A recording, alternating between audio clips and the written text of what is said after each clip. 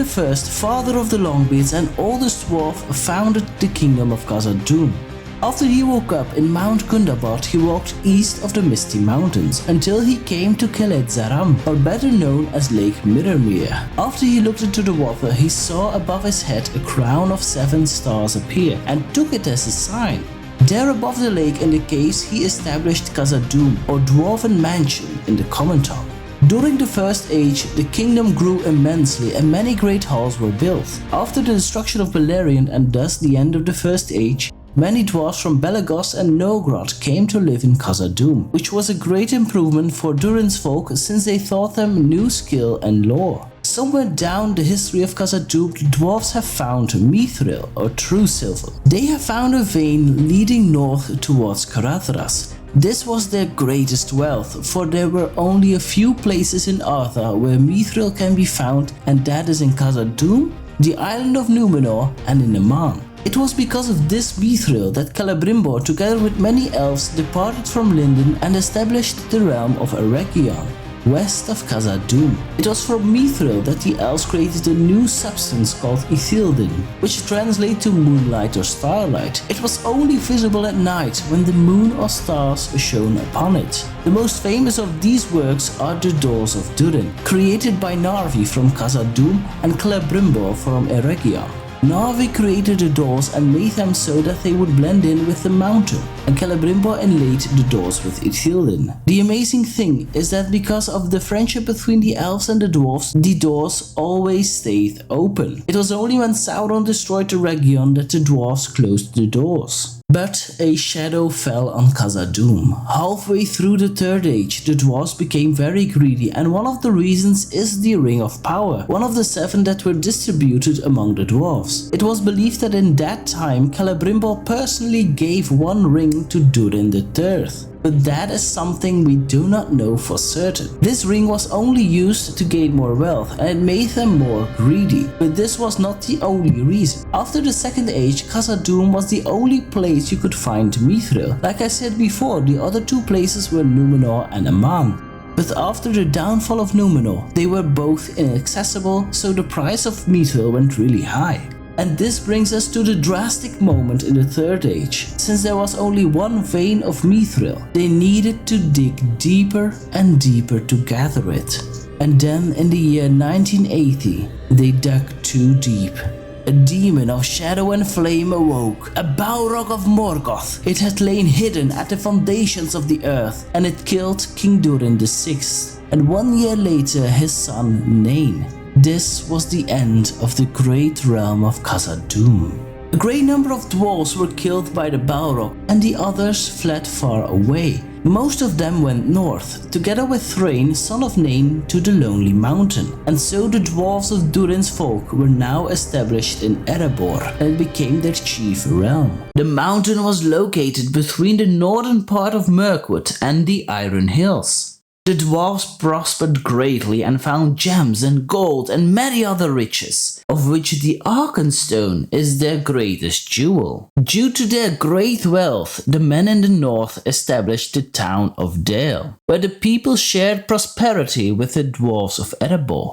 The great wealth of the dwarves had reached the ears of Smaug, a great fire-breathing dragon of the north. As dragons are known for their love of gold, Smaug wanted the treasure of Erebor and attacked the Lonely Mountain, and he forced the dwarves into exile. It is worth noting that during the escape of the dwarves, King Thror and his son Thrain escaped through a secret door. The dwarves wandered, now homeless and poor, and they eventually settled in Dunland. But King Thror felt himself a failure, and he thought of Khazad-Dûm, their old kingdom, and he wanted to go and investigate if it was possible to live there once again. Before he left, he gave his son Thrain 3 important things. First of all, he gave him his Ring of Power, the last of the 7 rings. Next up, he gave him the map and key to Erebor. These are the same map and key that Thorin uses trying to get back in through the secret door. So Thror left the dwarves in Dunland and went together with Nar, his old companion, north along the Misty Mountains, and eventually they came at the Dimril Dale, and they saw the east gate of Moria. It was open, and Thror wanted to enter. Gnar said to be aware, but Thror didn't listen.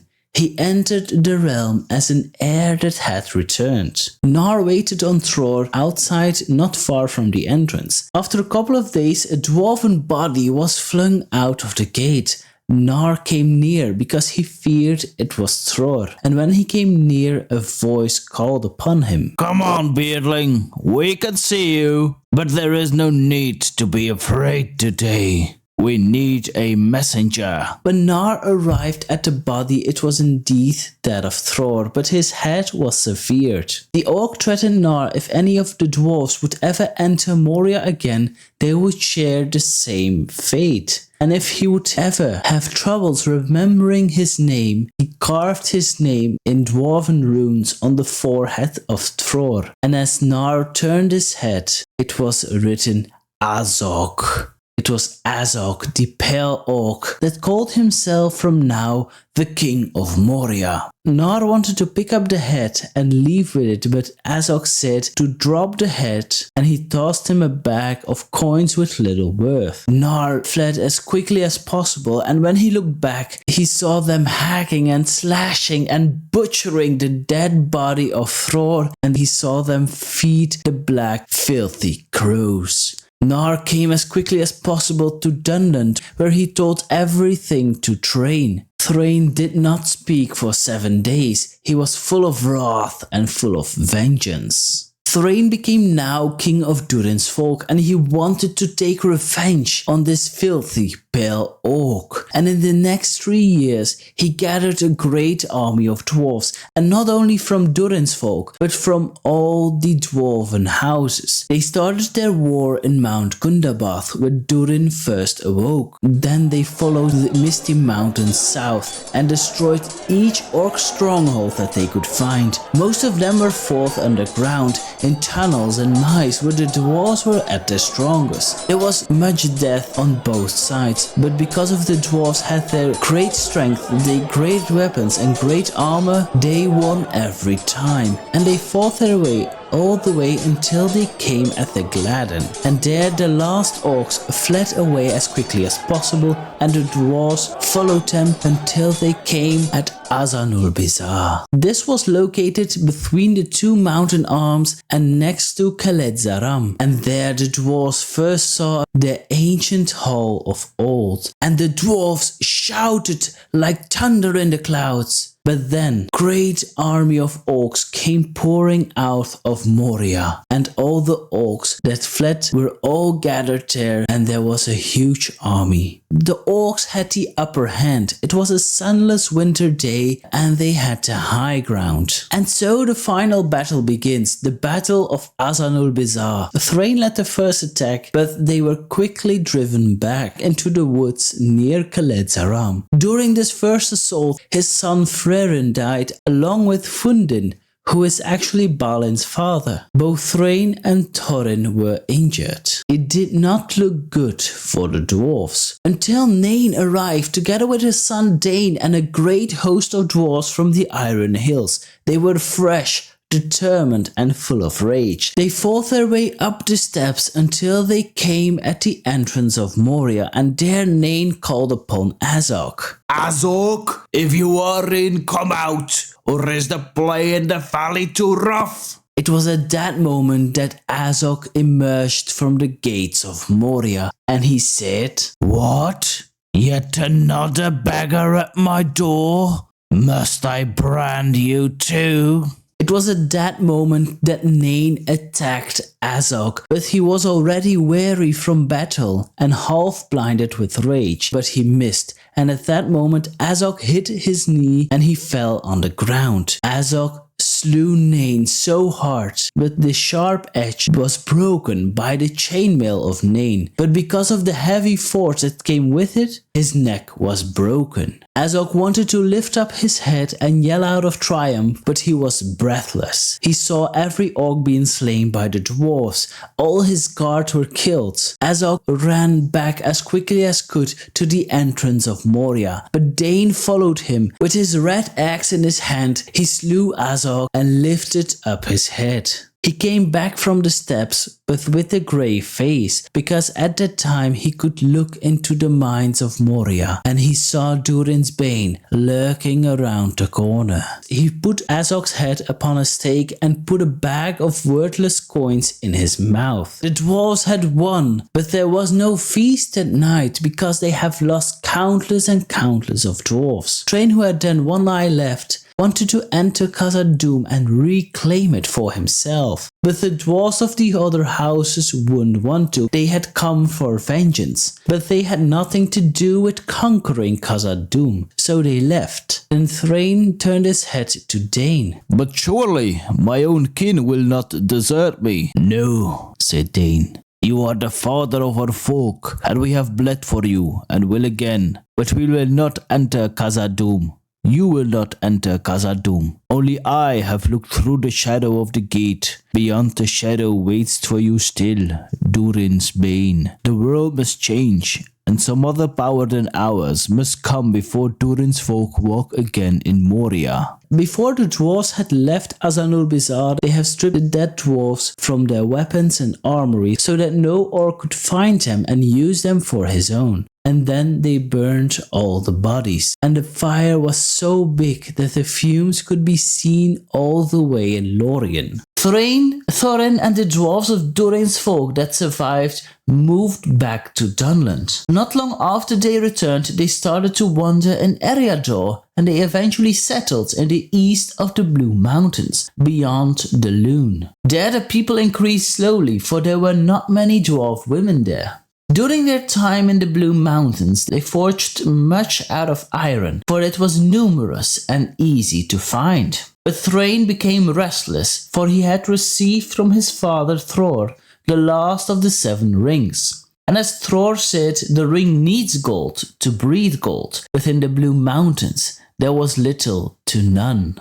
So Thrain took more and more of the gold within Erebor, their once great kingdom, taken by the dragon Smaug. Thrain could take it no longer and resolved to go back to the Lonely Mountain. He took the map and key to the secret entrance of Erebor and left together with Balin and his brother Dwalin and a group of dwarves without saying what was on his mind to Thorin. During their journey, they were hunted by wolves, orcs, evil birds, and many more foul creatures. The more they went north, the more difficult it was for them. Eventually, they set up camps under the eaves of Mirkwood, but when the dwarves woke up, Thrain was gone. Balin and the rest of the dwarves searched many days for Thrain, but all was in vain. They eventually returned to Thorin's halls in the Blue Mountains and told him what happened to his father. So Thorin became now the heir of Durin. But what happened to Thrain? Did he work further alone,